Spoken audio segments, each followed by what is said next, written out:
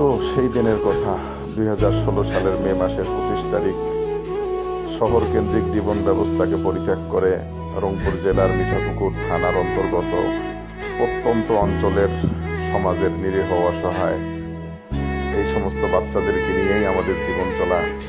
দেখতে দেখতে আজকে 10টা বছর কেটে গেল। কি পেয়েছি কি পাই নেই এই হিসাব কখনো করিনি। নিজের জন্য কতটুকু করতে পারছি কিনা এই হিসাবও কখনো কষিনি। তবে এই বাচ্চাগুলো ভালো থাকলে আমি ভালো থাকি। বাচ্চাগুলোর জীবন মান উন্নয়ন হলে নিজের খুশির কারণ হয়। বাচ্চাগুলো 3 বেলা বোর্ডিংয়ের খাবারের উন্নয়ন হলে নিজের জন্য সফলতার কারণ বলে মনে হয়। বাচ্চাগুলোকে আল্লাহ হাফেজ বানাক, আলেম বানাক, জগৎ বিখ্যাত দায়ী বানাক, দেশ ও জাতির খেদমতের মধ্যে আল্লাহ লাগিয়ে রাখুক, এটাই তাদের জন্য আমার কামনা। অদৃশ্য মায়া বন্ধে আমরা আবদ্ধ হয়েছে, এই মায়ার বন্ধন যাতে